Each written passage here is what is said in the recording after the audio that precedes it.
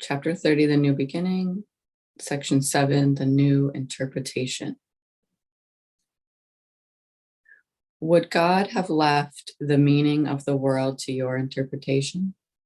If he had, it has no meaning, for it cannot be that meaning changes constantly and yet is true. The Holy Spirit looks upon the world as with one purpose, changelessly established, and no situation can affect its aim, but must be in accord with it. For only if its aim could change with every situation, could each one be open to interpretation, which is different every time you think of it. You add an element into the script you write for every minute in the day, and all that happens now means something else. You take away another element and every meaning shifts accordingly.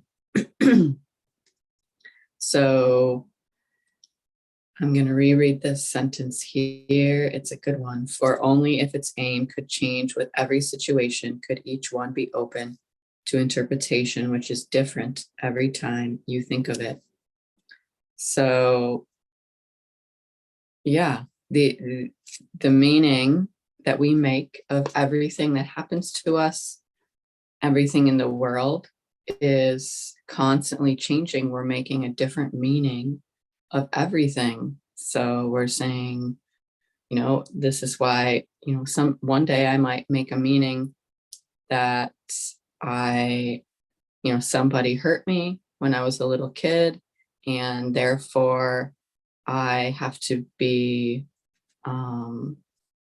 upset and miserable about it the rest of my life. So that's the meaning I made. And a lot of time that meaning stays the same. Or it changes into different interpretations of it. So we need to practice making a different meaning of what has happened. That's the only way that we are actually going to be happy, by changing the meaning we've made of what's happened. So basically, it means we have to rewrite a different story.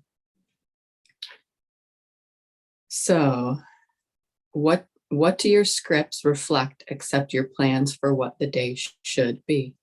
And thus you judge disaster and success, advance, retreat, and gain and loss. These judgments all are made according to the roles the script assigns. The fact that they have no meaning in themselves is demonstrated by the ease with which these labels change with other judgments made on different aspects of experience. And then in looking back, you think you see another meaning in what went before. What have you really done except to show there was no meaning there? But you assigned a meaning in the light of goals that change, with every meaning shifting as they change. Yeah, so we're making different meanings constantly based on our opinions and judgments of what happened, about this person, about that thing. And if we're making different meanings of it constantly, then how could any of them really mean anything or be true? Because when we're making all those meanings, the reason we're making those meanings is because we're basing the meaning off of false beliefs about ourselves, about other people, about what happened, about the world. So the meaning we make is based on this foundational belief that's not actually true about ourselves. So this is like a huge thing. This is something that I talk a lot with clients about, and I actually am. I had this TEDx talk that was downloaded to me. It was guided, and I wrote this TEDx talk, and this is a huge topic in my TEDx talk, is changing the meaning we've made of things and really looking at what is the meaning we made and is it true. So this is a really, really big deal, and I want to share this message with the world through a TEDx talk. So I'm glad I'm reading this today. I'm glad I was guided to read this. Say something else about this here in this paragraph. But you assigned a meaning in the light of goals that change, with every meaning shifting as they change. Oh yeah, I was going to reflect on it shows that there's no meaning, because one of the course lessons is everything in this room holds no meaning. Everything in this world is meaningless. So that's what's true. Only a constant purpose can endow events with stable meaning, but it must accord one meaning to them all. If they are given different meanings, it must be that they reflect but different purposes. And this is all the meaning that they have. Can this be meaning? Can confusion be what meaning means? Perception cannot be in constant flux and make allowance for stability of meaning anywhere. Fear is a judgment never justified. Its presence has no meaning, but to show you wrote a fearful script and are afraid accordingly, but not because the thing you fear has fearful meaning in itself. So we're not afraid for the reason we think. Fear is a judgment never justified. Yes. And perception cannot be in a constant flux and make allowance for stability of meaning anywhere. So, in other words, our perception is what causes the meaning we make. So perception cannot be a basis to make a meaning of, because the perception is what we think is true. So we say, this happened, this means this, but that's actually our perception, that we're saying this means this. That's a belief, that's a perception, that's an interpretation. That's not real, that's not true, that's not truth. So our perception changes all the time, and it's also different. You could have 100 people watching 2 people argue or something, watching an event, and you're going to get 100 different stories about what happened. If you ask those 100 people what happened there, they're going to give 100 different details and 100 different meanings and interpretations of what happened. So how could any of that really be true? It's all based on judgments, which come from fear. And the fear is the basis of everything. I was having a conversation with someone last night about this.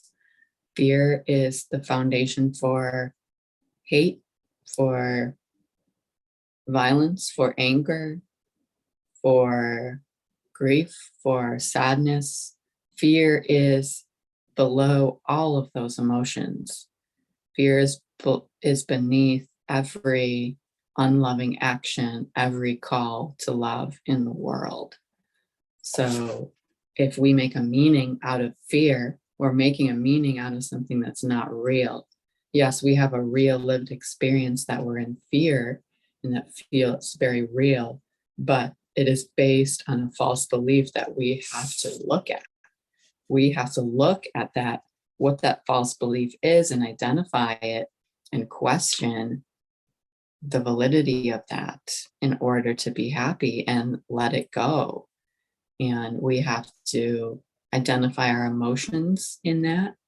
And we have to identify the sensations in our body when we're going through those fears or whatever those emotions are. We have to identify these things in order to look at them head on. Then we can begin to see and be willing to let them go. It starts with being willing to accept the meaning we made of it. So if I made a meaning that this person hurt me, so that means that I need to be scared of all my relationships in the future, then I need to be willing to forgive myself for the meaning I made, I need to first be willing to look and become aware that I made that meaning, that all relationships are dangerous, everyone, I can't be trusted, people are going to hurt me. I need to look at that fear and face it head on and really feel that fear in my body, where those sensations lie, and look at and be willing to identify what that meaning is that I made, so I can be willing to let it go and be willing to believe that it's actually not true, and replace it with something that is true, which is something based on love, something based on the goodness of me, something based on my worthiness to be with people that deserve to be with me, that I deserve to be loved by. Those are the true meanings. So let's see. A common purpose.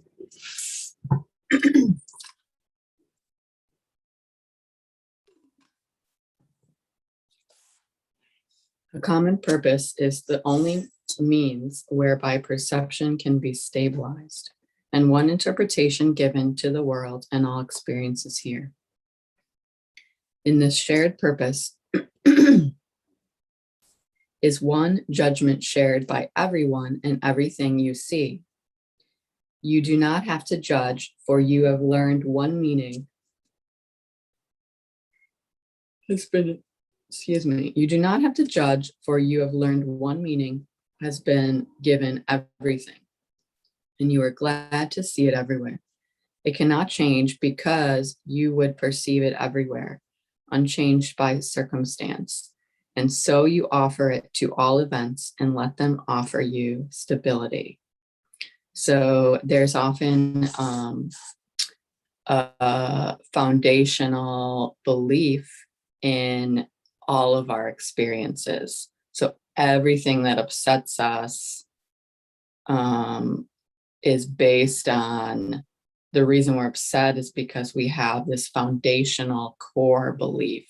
We've made this meaning, and we've convinced ourselves, ego has convinced us so well that it's true, that then that becomes the truth, the perceived truth in everything that happens in our life, day after day.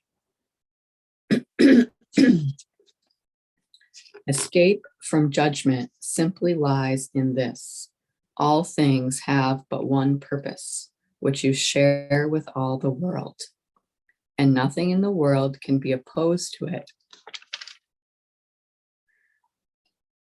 for it belongs to everything, and it belongs to you. And single purpose is the end of all ideas of sacrifice, which must assume a different purpose for the one who gains and him who loses. There could be no thought of sacrifice apart from this, and it is this idea of different goals that makes perception shift and meaning change. In one united goal, does this become impossible, for your agreement makes interpretation stabilize and last. So that's a continuation of what we're talking about. How can communication really be established while the symbols that are used mean different things? The Holy Spirit's goal gives one interpretation, meaningful to you and to your brother.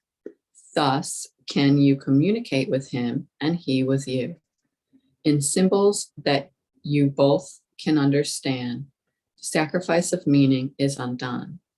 All sacrifice entails the loss of your ability to see relationships among events.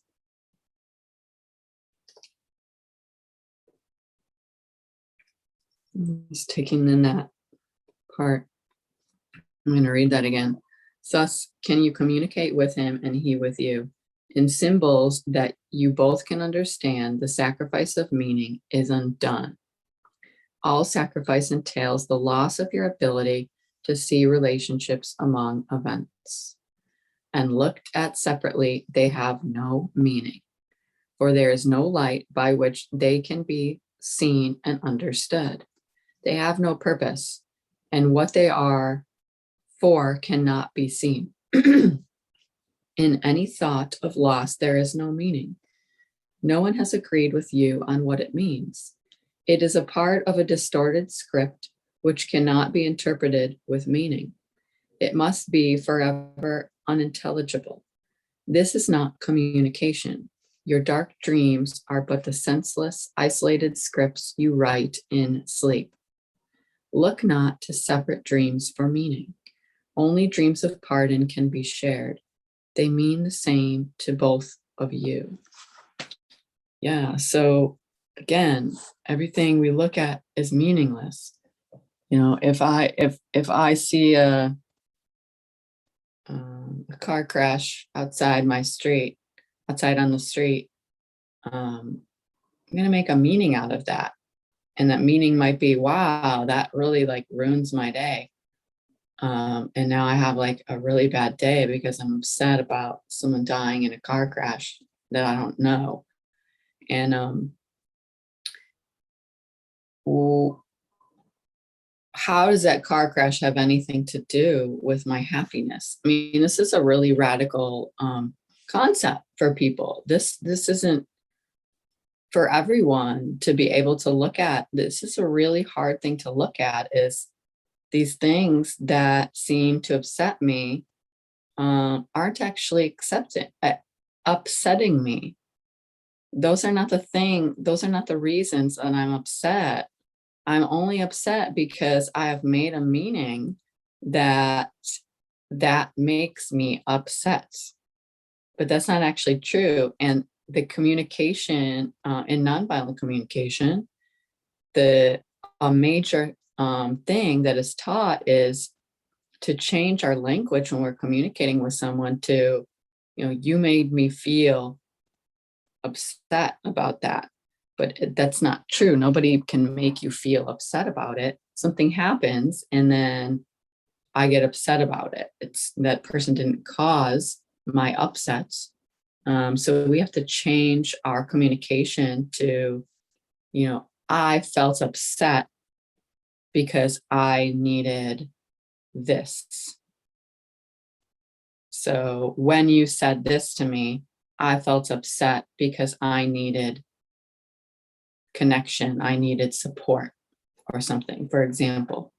So that's a nonviolent communication tool to take self-responsibility, to turn it around and identify how you feel in the moment, and you taking responsibility for how you feel. And it's not that anyone else or anything else is causing you to feel that way. You had an emotional reaction based on what happened and what someone said or did. Yes. So that is what we need to work on, not that person caused it or made us feel that way. Okay. Is that the right paragraph here? Yeah. Do not interpret out of solitude, for what you see means nothing. It will shift in what it stands for, and you will believe the world is an uncertain place in which you walk in danger and uncertainty. It is but your interpretations which are lacking in stability, for they are not in line with what you really are. It is but your interpretations which are lacking in stability, for they are not in line with what you really are. This is a state so seemingly unsafe that fear must rise. Do not continue thus, my brother. We have one interpreter, and through his use of symbols are we joined, so that they mean the same to all of us. Our common language lets us speak to all our brothers, and to understand with them forgiveness has been given to us all, and thus we can communicate again. I like that last sentence. Our common language lets us speak to all our brothers and to understand with them forgiveness has been given to us all, and thus we can communicate again. So our common language is love. That's who we are. That's who we really are. The meaning we make of things does not have to do with who we are, which is a loving being. And our common language lets us speak to all our brothers and to understand with them forgiveness has been given to us all, and thus we can communicate again. So if we can forgive ourselves, we are able to communicate with others better. And that ultimately leads to forgiving our brothers and sisters. And I won't go too into this now, but another big piece of this is, to make a different meaning, we have to forgive ourselves for the meaning we make of things. This is another big topic in my TEDx talk, is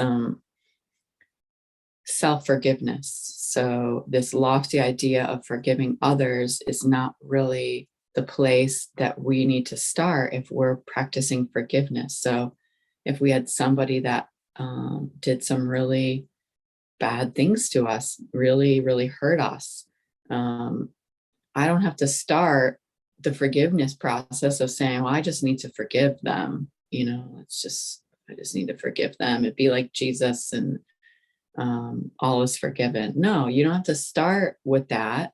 That's too hard. How could you start there? That's not how humans operate. So we have to start with being willing to forgive the meaning we made of what happened. So can I be willing to forgive myself for making the meaning that I have been hurt and I continue to feel bad for the rest of my life and not happy because this thing happened to me that wasn't right?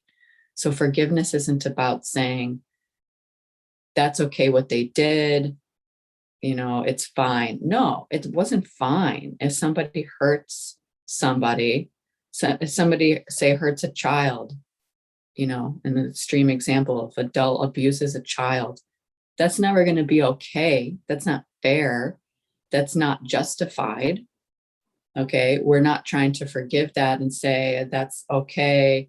The only way I can forgive them is to say that that was okay, that they hurt me. No, that's not at all what forgiveness is. So this is where people get caught up and they have resentments and anger towards everyone for little things, not just, extreme examples like abuse, but just little things that people say and do. So it's about forgiveness, self-forgiveness, which is actually really just self-acceptance. It can be a simpler way of thinking about forgiveness, is can I be willing to accept the meaning I made that I am going to be miserable for the rest of my life because I was hurt like this a long time ago. So I have to be willing to accept that I made that meaning. So that's where the self-forgiveness comes in. I made a meaning that this is a scary world and people are going to keep hurting me, and I'm going to continue to feel victimized and hurt because this happened to me. And so if that's my meaning, there's no way out of that. I have to look at that and be willing to accept that I made that meaning. Otherwise, I'm going to continue attacking myself for feeling bad about that too. So I don't want to attack myself. That we're not going to be happy if we attack ourselves. That's why self-forgiveness, self-acceptance is so important in the forgiveness process. Then we can look at these things lovingly with ourselves. We can begin to be willing to look at ourselves with love and make a different meaning, which could be, okay, I got really hurt when I was a little kid by this, and I've spent a lot of time feeling really bad about that. Now I get to decide, I get to be happy anyway because I deserve it, because I am loved, because I'm a good person. I don't deserve to be treated like that. So I'm going to be willing to believe that I can be happy, even though that horrible stuff happened to me. So we can do this with anything, any unpleasant emotion we have, any unpleasant experience we've experienced, anything we've done that we feel bad about or guilty about doing. We can do that with ourselves because it's self-forgiveness. It doesn't have to do with the other person. The other person does not have to be involved to do this process. So thank God for that. So this was the end of that section, the new interpretation, section 7. So I'll just go on to section 8.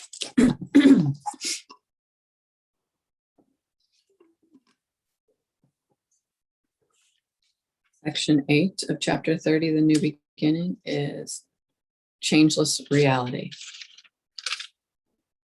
Appearances deceive, but can be changed. Reality is changeless. It does not deceive at all, and if you fail to see beyond appearances, you are deceived. For everything you see will change, and yet you thought it real before, and now you think it real again. Reality is thus reduced to form and capable of change. Reality is changeless. It is this that makes it real and keeps it separate from all appearances. It must transcend all forms to be itself. It cannot change. So when reading this paragraph, I immediately thought of, like, you know, when you have a dream. So when I have a dream, I have lots of dreams all the time. Really interesting dreams. And like sometimes when I'm dreaming, something I see will just like shift into something else. Like it'll just turn into something else, or a person will, you know, have a certain face and then they'll have a different face. They might be the same person, but with a different face, but you know, they're that person. You know, you might, yeah, all sorts of things happen like that in our dreams where things just like shift. So shift and change, that's, yeah, I made shame into those two words combined. That's interesting. So things shift and change in dreams like that. So actually really that's a good way to look at our world, which is also a dream. Our perceived reality in this world is actually very similar, where things are shifting and changing all the time because they're not real, and we're making meaning out of everything going on in this so-called reality, which is really an illusion. And so, you know, 1 second we make a meaning out of this, and then another second we make a different meaning out of the same thing. So it is very much like an actual dream that we dream when we're asleep. It's the same thing. The miracle is means to demonstrate that all appearances can change because they are appearances and cannot have the changelessness reality entails. The miracle attests salvation from appearances by showing they can change. Your brother has a changelessness in him beyond appearance and deception both. It is obscured by changing views of him that you perceive as his reality. The happy dream about him takes the form of the appearance of his perfect health, his perfect freedom from all forms of lack, and safety from disaster of all kinds. The miracle is proof he is not bound by loss or suffering in any form, because it can so easily be changed.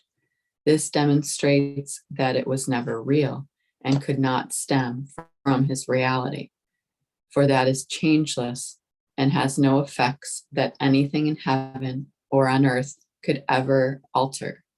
But appearances are shown to be unreal because they change. So the happy dream about him takes the form of the appearance of his perfect health, is perfect freedom from all forms of lack and safety from disaster of all kinds. The miracle is proof he's not bound by loss or suffering in any form because it can so easily be changed. So that is really demonstrated with Jesus on the cross, being persecuted and crucified and resurrected. That's demonstrating everything this paragraph is telling us. So he's not bound by that suffering. He was able to transcend it. What is temptation but a wish to make illusions real? It does not seem to be the wish that no reality be so.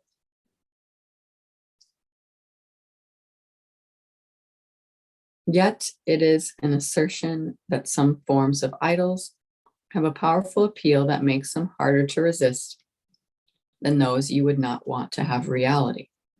Temptation, then, is nothing more than this: a prayer, the miracle touch not some dreams, but keep their unreality obscure and give to them reality instead. And heaven gives no answer to the prayer, nor can a miracle be given you to heal appearances you do not like. You have established limits. What you ask is given you, but not of God who knows no limits. You have limited yourself. So Jesus is talking here about those situations where we all the time we pick and choose. We choose one dream, we choose one illusion. We don't like this one, we don't like this appearance, so we leave that one. We like this appearance, so we latch on to that one. Oh, that makes me happy. Yeah, this makes me not feel so good, so I'm going to try to avoid this one. We pick and choose, and this is insanity, really. Reality is changeless. Miracles but show what you have interposed between reality and your awareness is unreal and does not interfere at all.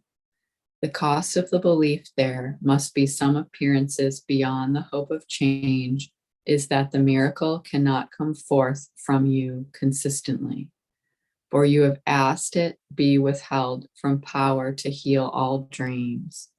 There is no miracle you cannot have when you desire healing, but there is no miracle that can be given you unless you want it. Choose what you would heal, and he who gives all miracles has not been given freedom to bestow his gifts upon God's Son. When he is tempted, he denies reality, and he becomes the willing slave of what he chose instead. So, we become the willing slave of what we chose in the illusion instead. That makes me happy, that makes me sad, so therefore that I'm stuck. That's it. Might as well throw in the towel. So I like what he's saying about miracles here. There is no miracle you cannot have when you desire healing, but there is no miracle that can be given you unless you want it. So our miracles are infinite. We can receive infinite miracles, but we have to want them. We have to be willing to be open to receiving them.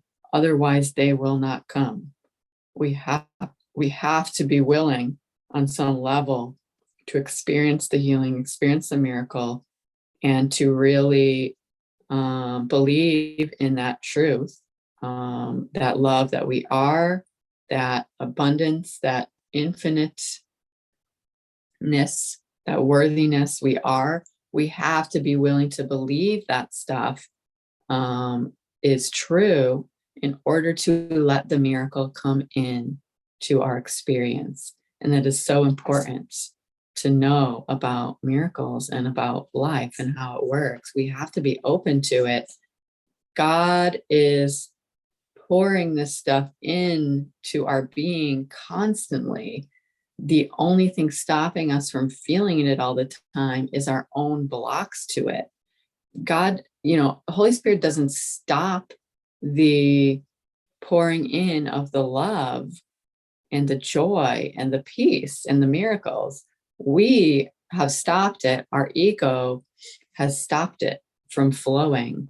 So it's there flowing all the time. We just can't experience it and feel it when we're in a state of fear, when we're in some state of believing something that's not true, believing some horrible thing about ourselves or the world, that we're not worthy of it, we're not deserving, we're a bad person, we're unlovable, all these things.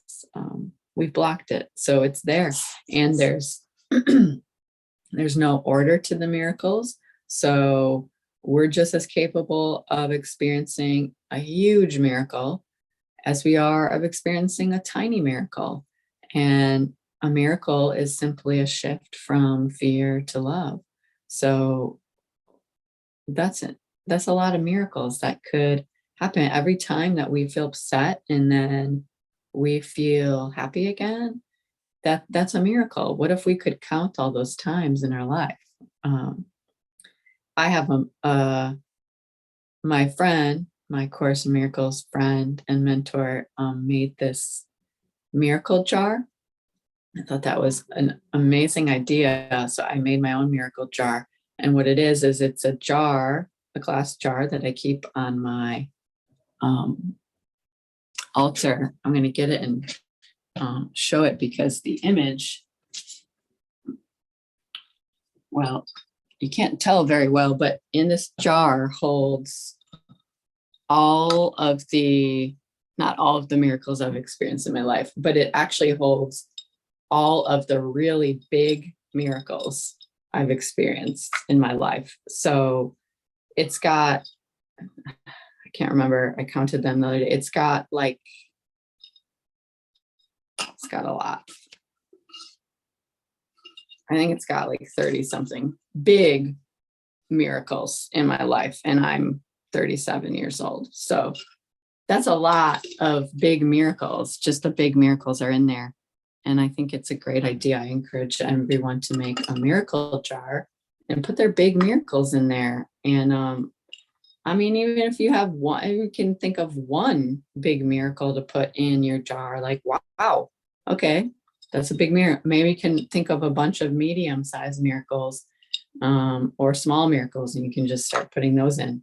It doesn't matter because there's no order to the miracles. They're all miracles, and they're not really big and medium and small size. It's kind of ridiculous to call miracles big and medium and small. But I just love this idea of the miracles. Maybe I'll read one later if I have time after this section. Okay. Because reality is changeless, is a miracle already there to heal all things that change and offer them to you to see in happy form, devoid of fear. It will be given you to look upon your brother thus, but not while you would have it otherwise in some respects. For this but means you would not have him healed and whole. The Christ in him is perfect. It is this that you would look upon. Is it this that you would look upon? Then let there be no dreams about him that you would prefer to seeing this. And you will see the Christ in him because you let him come to you. And when he has appeared to you, you will be certain you are like him, for he is the changeless in your brother and in you. So let him come to you. Let yourself see the Christ in yourself. The Christ in you is perfect. If we are willing to look upon this, he's saying he will come and show you. He will help you experience the Christ in you, and you will know you're healed. You will know you're healed and whole. So we have to be willing to be open to allowing that in. It's not something we have to find and discover and locate and grasp and reach out for and put in effort to get in us. It's already there. We just have to ask Holy Spirit to help us remove the blocks we ourselves have put up against it, those barriers to love. So it's all there. I like this part. Then let there be no dreams about him that you would prefer to seeing this. So I want to see. That's another lesson in the workbook. I only want to see. Above all else, I want to see. So yeah, if you really want to see, then you can see. That's the first step, is wanting to see, being willing to see and wanting to see. And then you can start seeing. Then let there be no dreams about him that you would prefer to seeing this. So we have to say to ourselves, I prefer to not see this in the way that I'm seeing this anymore. This meaning I've made is not making me feel good, this meaning I've made. So I prefer to see this in a different way. I prefer to see the love in this. I prefer to see the Christ in me. I prefer to operate under that truth that I am. Okay, this will you look upon when you decide there is not one appearance you would hold in place of what your brother really is. Let no temptation to prefer a dream allow uncertainty to enter here. Be not made guilty and afraid when you are tempted by a dream of what he is, but do not give it power to replace the changeless in him in your sight of him. There is no false appearance, but will fade if you request a miracle instead. There is no pain from which he is not free, for if you would have him be what he is, but what he is, why should you fear to see the Christ in him? But behold yourself in what you see. As he is healed, are you made free of guilt, for his appearance is your own to you. So I love this one, that there is no false appearance, but will fade if you request a miracle instead. So he's telling us, if I request a miracle, I can see what's real.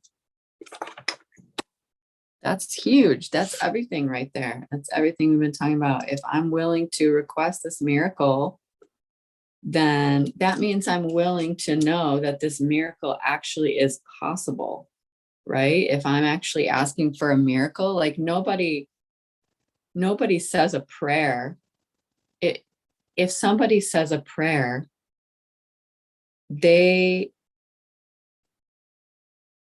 has to be at least a really tiny degree, a tiny belief that prayer will be answered, even though they don't know how, even if they might believe, I don't know how this is ever possible, that that this is going to happen. If they're saying that prayer, there is a belief that that prayer can be granted, that they are capable of receiving that miracle. And so that's what he's saying here. There's no false appearance, but will fade if you request a miracle instead. So at any moment in time, we can request a continuation of this illusion and request that ego to continue to falsely prove certain things to us that make us feel bad, or we can request this miracle instead, this shift to love instead, and we can be open to seeing that around us. So that's what I want. And it doesn't matter how many other times that you've chosen the ego path, that you've listened to the ego, that you've been falsely led by your ego. It doesn't matter how many choices you made on that road. At any point, you get to get off of that road and go on the other road where the miracles are. At any point, you can do it, no matter what you have done, what mistakes you've made, no matter what hurtful things you've done, no matter what's happened to you. At any point, you can step off that road and start taking responsibility for your own life and your own actions, and showing up as a loving person to yourself and others, and deciding that you are love, and that's what you deserve in your life. So how wonderful to know this. I feel guided to read some of the very beginning of the course, where all those things about miracles are listed. So I'm going to find that maybe I'll read some of these, my favorite ones. A lot of them. So chapter 1, the meaning of miracles, principles of miracles. So there is no order of difficulty in miracles. One is not harder or bigger than another. They are all the same. All expressions of love are maximal. I love the word maximal. So that's number 1. There's no order of difficulty in the miracles. There's no, like I said, this miracle jar holds all my big miracles. Well, big is in quotes, because they seem big to me because they were big deals in healing in my life, but there's really no order to them. There's so many miracles abundantly around us for our taking, for our experiencing. So it's kind of hard to comprehend too, because it's like, my miracle, one of my big miracles is in here was healing my body from toxic black mold. And that's a big miracle for me. And if I was to compare that to a tiny miracle, which is like, I don't know, a car almost like hit me the other day. It was like a little bit scary, slightly triggering, but not really a big deal. It didn't affect me that much. It was, scary for a moment. That's a little miracle I experienced where, I didn't die. I didn't get hurt. That car just came really close to me and then didn't hurt me.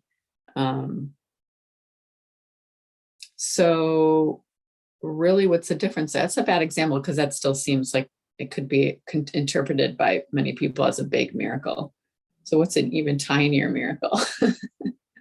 Okay, a tinier miracle is like an example of, like I thought I ran out of, my cat isn't eating her freeze-dried raw food right now. She thinks she might have a cold. She can't smell very well. And so I was feeding her wet food, or canned wet food. And I thought that I had no canned wet food left in the house when I came home from my vacation this week. And I realized I did have some canned wet food left.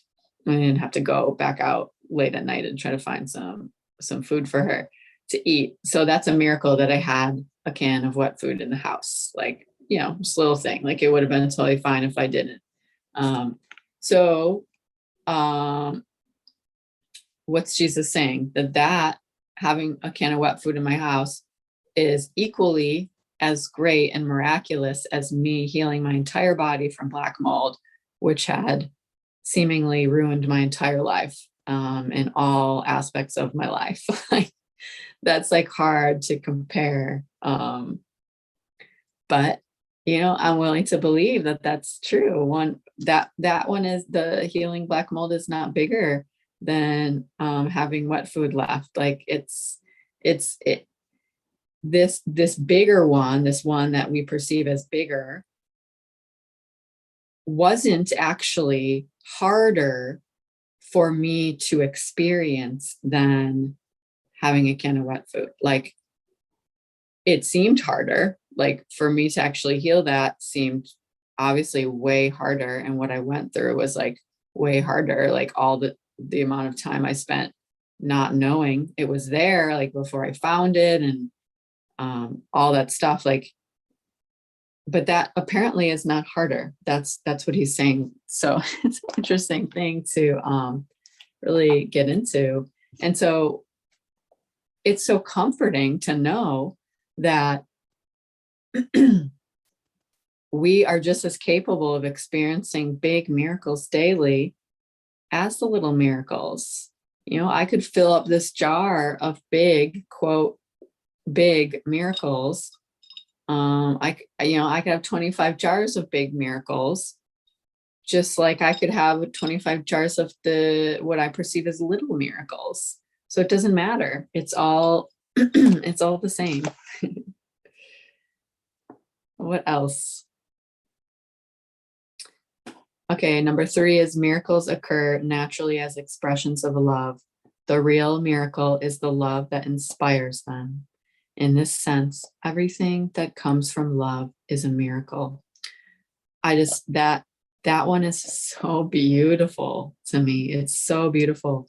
Miracles occur naturally as expressions of love. The real miracle is the love that inspires them. In this sense, everything that comes from love is a miracle. That's why there are so many miracles in our lives, because every expression of love is a miracle. So me sharing this talk today about miracles is a miracle because I'm expressing the love that we're sharing, that we're experiencing. I've got chills saying this. That means it's true. I just love that. The real miracle is the love that inspires them. So anything that comes out of love is a miracle. So I don't care what kind of day you have, something that happens in that day is a miracle. I don't know if we are capable of going through a whole day without at least one miracle, at least one shift in love. I'm getting a big tingly on the left side of my head and shoulders right now. So I must be onto something true here. That even the worst day somebody could have, there must be at least a miracle or more than one miracle in that day. You know, how could it be that you go through an entire day not experiencing one shift to love, one expression to love? I mean, you'd have to be like beating yourself up the entire day, constantly, no break, for that to happen.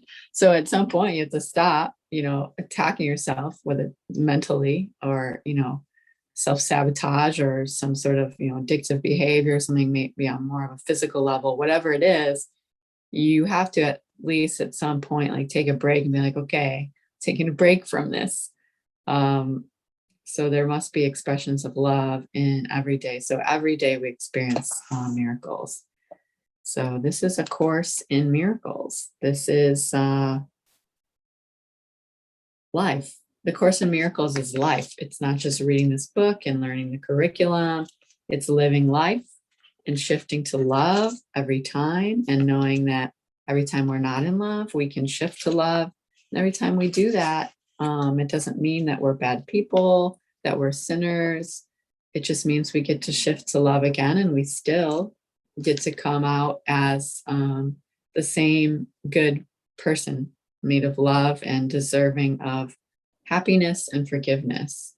And yeah, it's good to be back and reading this course again, because the last week I was on a wonderful vacation was hiking around Mount Hood and area in Oregon and Mount Adams area in Washington with my friend and her 2 little boys. And I was living the course. We were go, go, go every day. We were swimming and hiking and dancing and yeah, driving around, seeing stuff, lot of activity, a lot of hiking, and just outdoors every day. And I was living A Course in Miracles. I didn't have any time to read my book because I was in the present. Another beautiful thing that happened on that trip, which was a surprise, that we hadn't planned it, but the place we stayed had no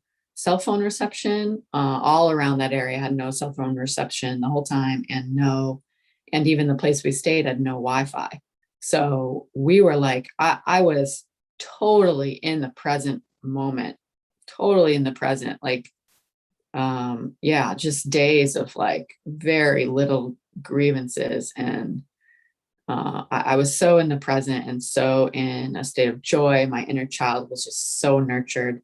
At one point, I was looking for rocks by the river. We were all looking for rocks to collect and paint and throw in the river and skip. And I was so excited. My inner child was so excited and happy about looking for rocks, jumping around the rocks, looking for rocks, that it, like, I actually started crying out of excitement, not just like the happiness kind of cry, like I couldn't even contain myself. I was so excited looking for rocks.